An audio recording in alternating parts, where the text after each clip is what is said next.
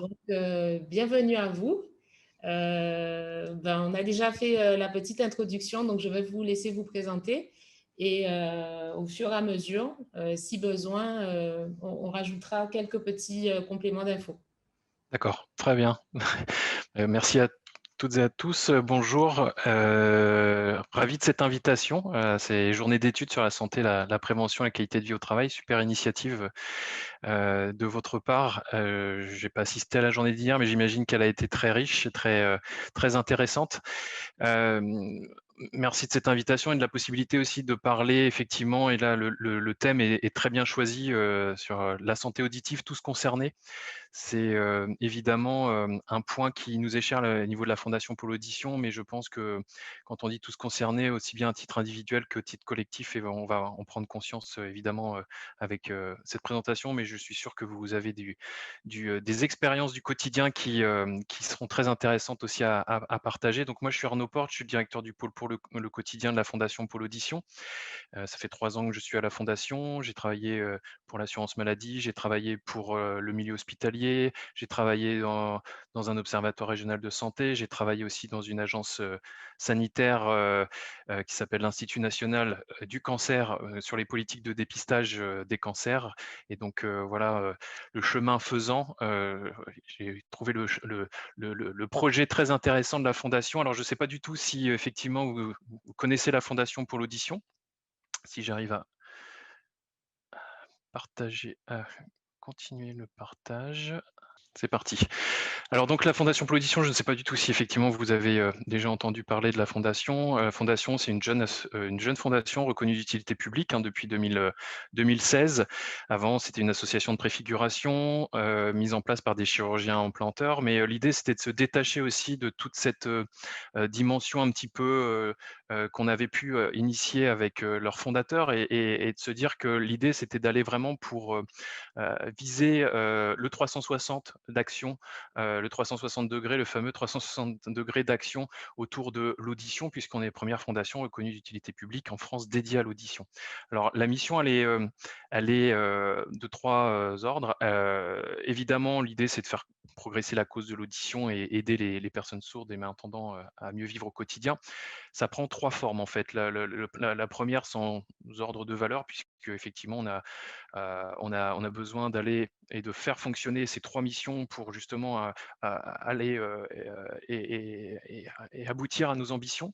C'est le soutien à la recherche, qu'elle soit fondamentale, translationnelle, dans les sciences de l'audition. Déjà bien connaître l'oreille saine, l'oreille pathologique, et trouver les meilleures solutions diagnostiques et thérapeutiques pour justement en faire bénéficier le plus grand nombre. Encourager des carrières, faire que les ORL, les chercheurs en fait puissent aussi être dans cette dynamique de recherche, et aussi les jeunes chercheurs. Donc on a des systèmes d'appel à projets, de bourses qui peuvent effectivement intéresser un certain nombre de personnes dans ce milieu-là. On a créé à l'initiative de la Fondation Pôle Audition un institut dédié de recherche pluridisciplinaire qui a été inauguré l'année dernière par le Premier ministre de l'époque, Monsieur Édouard Philippe, pour justement faire fonctionner un centre de recherche qui est maintenant un institut Pasteur, qui est un centre de l'Institut Pasteur, et qui permettra aussi à terme de faire fonctionner un centre de recherche clinique partout en France. Voilà, un réseau de recherche clinique qui permettra voilà, de faire que cette recherche puisse être vraiment grandissante. On a évidemment l'autre aspect des missions de la fondation qui est très lié, c'est l'amélioration aussi de la vie au quotidien pour les personnes sourdes, malentendantes, mais aussi leurs proches. On a des programmes de soutien à la parentalité aussi. On s'intéresse évidemment à tous les âges de la vie des personnes sourdes et malentendantes. On voit effectivement qu'il y a certaines périodes, des fois, qui sont dites de rupture, que les dispositifs de droit communs peuvent accompagner, et puis des fois, il y a ce qu'on appelle un peu des trous dans la raquette. Donc nous, on essaie justement de faire un peu ce diagnostic-là, cet état des lieux, et de voir là où la fondation peut accompagner des dispositifs, soit déjà existants, les renforcer, ou alors être à l'initiative de nouveaux dispositifs pour les personnes sourdes et malentendantes. Et puis l'autre axe qu'on a développé, ça fait l'enjeu aussi aujourd'hui de ma présentation, c'est l'information et la sensibilisation à l'importance du capital auditif auprès du grand public, mais aussi auprès je dirais, de professionnels, quels qu'ils soient. Alors, la santé auditive, rapidement, on a la entre guillemets «la chance», hein, aujourd'hui d'avoir des données aussi et l'OMS qui s'intéresse à la question. En 2021, là, au mois de mars, elle a publié son 1er rapport dédié avec un focus audition. Quoi qu'il en soit, depuis 2018, on voit bien que les données, qu'elle produit, sur la surdité, montrent qu'il y a un certain nombre de la un certain pourcentage de la population mondiale qui est très touché. En 2018, 466 millions de personnes souffrant de déficiences auditives incapacitantes et en 2050, l'OMS, avec ses estimations, estime qu'un quart de la population mondiale sera touchée. Si on fait un focus aussi en France, il y a alors nous ce qu'on a mis, c'est des chiffres inquiétants, mais c'est aussi pour donner des proportions. C'est-à-dire qu'en fait, c'est aussi lié à ce qu'on a comme idée des personnes sourdes et malentendantes. Je ne reviendrai pas sur leur trajectoire de vie à ces personnes sourdes et malentendantes, mais il y a énormément de personnes, sourdes ou malentendantes et elles vivent, de toute façon, elles ont des trajectoires de vie très différentes. En tout cas, ce qu'on peut dire, c'est qu'il y a 10 de la population française qui est concernée par la malentendance, ce qui est quand même beaucoup. Parce qu'effectivement, on a souvent l'habitude de dire que les sourds sont les personnes qui uniquement signent, qu'on a l'habitude de voir aussi, parce que de plus en plus dans les débats publics, il y a des interprètes LSF, voilà. Mais je dirais que c'est qu'une partie en fait des personnes qui pourraient être concernées par une surdité, puisqu'il y a aussi l'autre volet qui est la malentendance et qui peut être acquise au cours de la vie. En tout cas, 10 de la population, ça donne un petit peu les bases de la, je dirais, de la discussion aussi autour de cette prise de conscience qu'on doit avoir au niveau de la santé auditive en France. Et puis environ un enfant sur 1000 naît avec une surdité. En France, on a, la chance d'avoir un dépistage néonatal qui est proposé aux parents dès la maternité et donc on a cette possibilité d'avoir déjà dès le plus jeune âge une idée en fait de ce que ça peut être, soit des données d'incidence et de prévalence qui sont, effectivement intéressantes à suivre et dont Santé publique France en fait suit,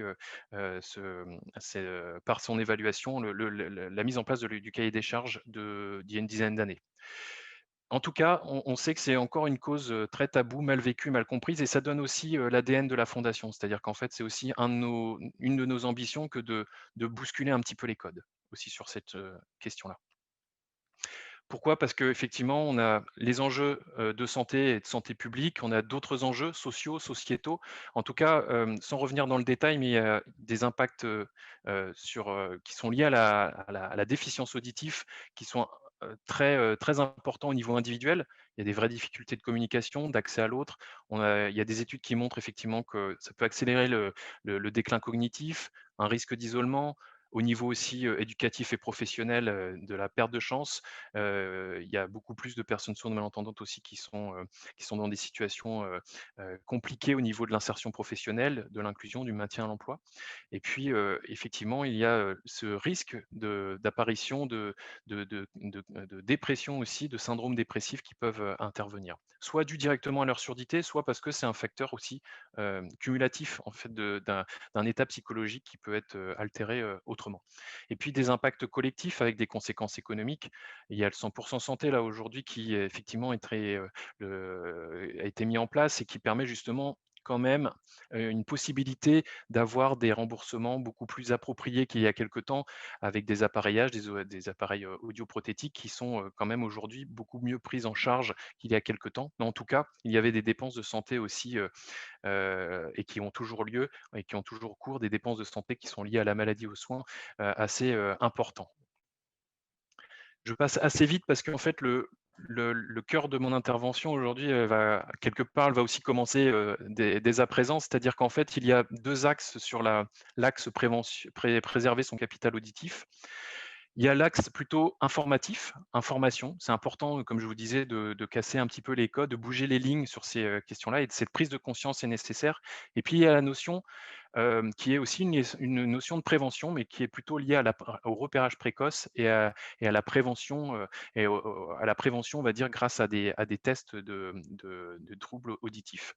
Alors sur la préservation de son capital auditif, moi je vous incite, je ne vais pas vous la passer maintenant, mais je vous incite à regarder. Vous tapez sur YouTube métro boulot et santé auditive, une petite vidéo, ça dure 3 minutes, que la fondation a réalisée et ça va vous montrer effectivement les expositions quotidiennes au bruit. Ça permet aussi de prendre conscience effectivement qu'on peut être, dès le début de sa journée, confronté à une exposition à du son, à du bruit. La différence est assez importante aussi et que, bah, au final, il est important de s'aménager aussi des plages horaires de repos, pour préserver son audition. Donc je vous invite à la consulter. Et vous pouvez l'utiliser, aussi, le plus largement possible. Elle est en accès libre et ce sera, effectivement un bon support pour vous, voilà. Alors évidemment, il y a quelques gestes simples, nous on ne veut pas, évidemment se substituer à quelconque, service de santé au travail, à la médecine du travail, à quelconque, je dirais, possibilité, que certaines entreprises ou d'autres opérateurs économiques pourraient, avoir pour, justement se faire accompagner, hein, dans, la des aménagements de poste ou dans le rappel à la réglementation, des choses comme ça. Donc, nous, on venait pas du tout là-dessus. On est plutôt sur je dirais du rappel, pour, essayer justement de bah, déjà si on respecte ça, c'est déjà une bonne avancée et si on le fait tous, c'est encore mieux. Donc au travail, effectivement, porter des protections auditives si nécessaire. Alors évidemment, pour les personnes qui sont exposées à des bruits professionnels, il y a des équipements et des protections individuelles et ça c'est de toute façon, obligatoire. Mais par contre, on peut être aussi exposé à du bruit dans d'autres, situations qui sont liées au travail. Nous, on a déjà vu des personnes qui étaient, dans leur travail exposées, quotidiennement parce qu'ils étaient près de la machine à photocopie, par exemple, ou d'autres styles, voilà. Et puis, s'accorder aussi des moments de pause ou d'isolement dans les endroits plus calmes au cours de la journée, ça c'est indispensable, voilà. Dans les transports, vous verrez la vidéo, hein, que je vous ai montrée tout à l'heure, enfin que je vous ai, conseillé de regarder. Dans les transports, en fait, c'est important parce qu'en fait, on a tendance à surjouer un petit peu et à se dire que, bah, comme on est dans un environnement déjà bruyant, on a tendance à augmenter le volume de son casque, souvent au maximum alors que ce n'est pas forcément nécessaire. Mais en tout cas, il faut, de toute façon faire des pauses aussi régulièrement, dans les transports si on est habitué à les prendre longtemps. Voilà. Et puis à la maison aussi, s'accorder des moments de repos, à s'habituer à voilà, à être dans des ambiances, calmes. C'est le moment où on peut le faire aussi, peut-être un peu plus et puis baisser le volume de tous les appareils d'écoute. Et puis au télétravail, c'est vrai qu'on a aujourd'hui une pandémie qui nous oblige, quelque part à être un peu plus aussi pour certains en télétravail. Et là, je pense que les règles, elles sont assez simples et elles sont, à appliquer parce qu'effectivement, on est en train de changer nos comportements face à ça. L'écoute au casque, déjà qu'elle est, importante et ce, de plus en plus jeune. Mais il faut penser à privilégier un casque de bonne qualité et aussi que plutôt que des écouteurs, encore, plus, que des auriculaires parce que c'est vrai que le son n'est pas capté du tout, donc il vaut mieux privilégier des casques comme celui que j'ai plutôt que des intra-auriculaires et puis aussi, au-delà du matériel, mais je suppose que vous utilisez aussi du bon matériel, mais, on a un rythme qui permet peu, en fait, des fois, de faire des pauses, donc il faut s'accorder du temps et comme on le dit, 10 minutes toutes les heures suffisent. Donc aménagez-vous aussi ces temps-là et c'est ce qu'on dit nous de toute façon à tous les interlocuteurs qu'on peut avoir, aménagez-vous ces temps de pause. Alors, l'autre axe, c'est effectivement d'améliorer le repérage des troubles de l'audition pour une meilleure prise en charge. Je vous ai parlé tout à l'heure, en fait, de la chance qu'on avait d'avoir, un dépistage néonatal en France. Le souci qu'on a, en fait, c'est que, après ce repérage, enfin ce dépistage qui est proposé en maternité, il se passe pas grand-chose à partir du moment où, soit, enfin si on n'a pas de problème, on n'a pas forcément, de test ou de bilan, audiométrique ou alors si on n'est pas forcément exposé au bruit dans son milieu professionnel, on n'a pas ce suivi-là non plus. Donc en fait, il se passe pas grand-chose. C'est pour ça que, nous depuis, au niveau de la fondation, alors même auparavant quand on était association, on intervenait en entreprise. On avait fait de la prévention un axe majeur pour la fondation. On intervenait en entreprise. Donc vous voyez, hein, sur l'écran, on venait avec des fauteuils bulles, on installait confortablement les personnes, dans les entreprises, on leur mettait à disposition une tablette, un casque et elles réalisaient un test, qu'on appelle des 3 chiffres qui est basé effectivement sur le même principe qu'Aura que je vais vous présenter tout à l'heure. Et donc, on allait en entreprise, on allait faire des actions complémentaires. En entreprise, on était intervenu à la DGS, à la CCMSA, dans des universités, dans des forums, dans des festivals aussi qui le permettaient. Mais on s'est aperçu vite en fait qu'il y avait des vraies limites en fait au dispositif pour répondre aux problèmes que l'on s'était initialement, qu'on avait constaté initialement, qui était celui d'un problème majeur de santé publique. Tout ça pour vous dire qu'on avait réalisé on a réalisé depuis 2014, grâce à ces actions en entreprise et dans différents endroits, plus de 9000 tests. Et puis en fait, sur les 1000 derniers tests, on s'est aperçu quand même que 30 des tests catégorisaient les personnes avec une audition moyenne ou mauvaise dans le bruit. Et avec une moyenne d'âge assez faible, 38 ans et demi. On savait, hein, en fait, aujourd'hui on sait grâce à des études que les comportements aujourd'hui à risque, ils se font de plus en plus jeunes. Mais c'est vrai qu'en entreprise, on s'est dit qu'on allait, avoir, peut-être une moyenne d'âge beaucoup plus importante. On ne sait pas pourquoi, mais on a été surpris cette moyenne d'âge et 30 sur 1000 tests, ça fait quand même, un petit peu de monde et ce ne sont pas des personnes qui sont exposées dans le bruit, de manière plus particulière à cause de leur exposition professionnelle. Ce sont des personnes, voilà, qui peuvent avoir aussi des expositions «citoyennes» entre guillemets, voilà.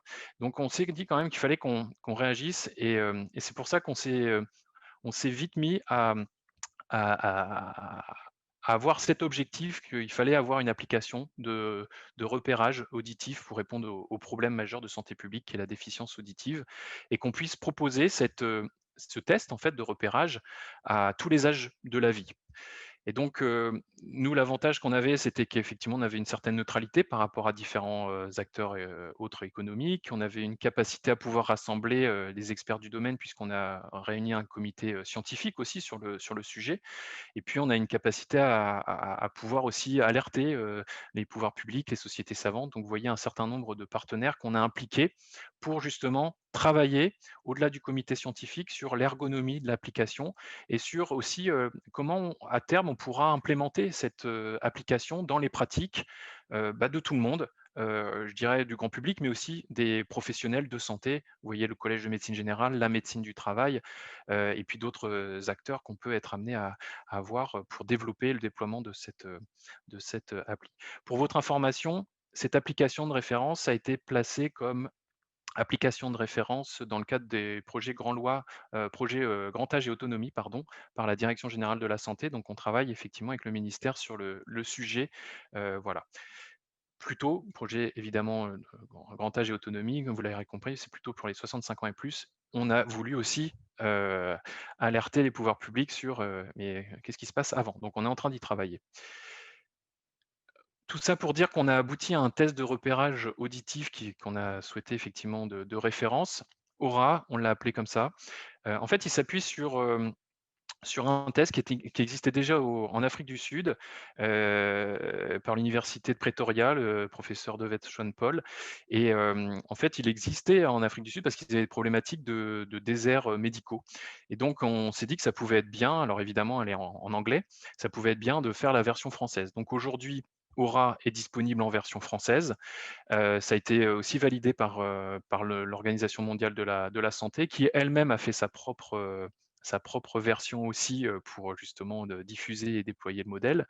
Donc on a cette version française Aura qui est maintenant, téléchargeable et qui va avoir, différentes ambitions, effectivement vous le voyez, de sensibiliser, de repérer, c'est le plus gros enjeu et puis derrière effectivement, de se dire que, bon évidemment plus on repère, plus on dépiste, plus il y aura, effectivement de prise en charge, mais au moins on aura la possibilité peut-être d'anticiper aussi un certain nombre de prises en charge et de ne pas les avoir, trop aggravées. Voilà.